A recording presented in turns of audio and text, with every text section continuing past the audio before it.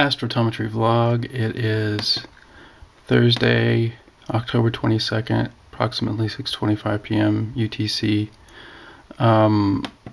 The most recent SOHO 171 angstrom image indicates that this southern coronal hole is growing.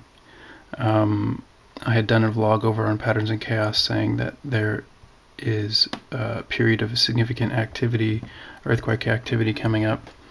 But that was a little bit amplified by the fact that the contrast ratio on this monitor is different than the contrast ratio on my other monitor. I'd forgotten about that difference, and so the differentiation here, this hole doesn't look nearly as large on my other monitor. But still, it's a very significant hole. Could be as significant as the last period we saw.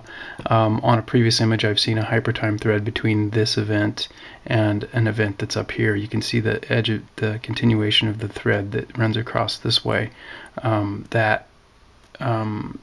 This indicates that this is going to be a sort of domino effect, that there's going to be a series of quakes between now and probably 9 days from now. It's unclear when this is going to happen because this hole is still forming, so I can't forecast based on this. I could make an addendum to this forecast. I may, giving a more detailed or possibly more refined prediction of when this southern hemisphere event will happen. But events both in the northern and southern hemisphere, the one in the southern hemisphere is going to be a lot larger. I would say we'll see at least two events up at least 6.3 in magnitude in the next 7 to 9 days. From this cloud pattern, this northern event may correlate with something in Vancouver, unlikely. But someone had asked about Vancouver. Unlikely that this is going to be an event in Vancouver. It's possible that it could be in this area right here, or even in South America.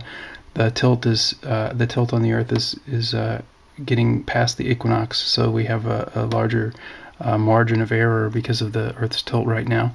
But most likely it's going to be this region right here, this earthquake-prone area right here. See the cloud there, and so this is the most likely place that it's going to occur. As far as the southern hemisphere quake, I really have no idea. There is no active region that is near this coronal hole that could indicate where that might be positioned, and there's very little significant cloud activity in the southern hemisphere right now to rule out where that might be. And so that's it for now.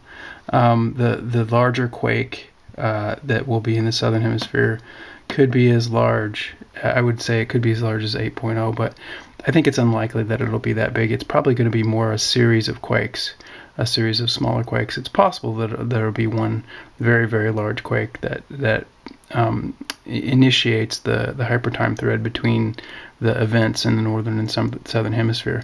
But I believe that connection is actually visible now, and I'm working on a way to track that down and understand better how these form, how these threads, which look like little rivers in the coronal hole, actually manifest.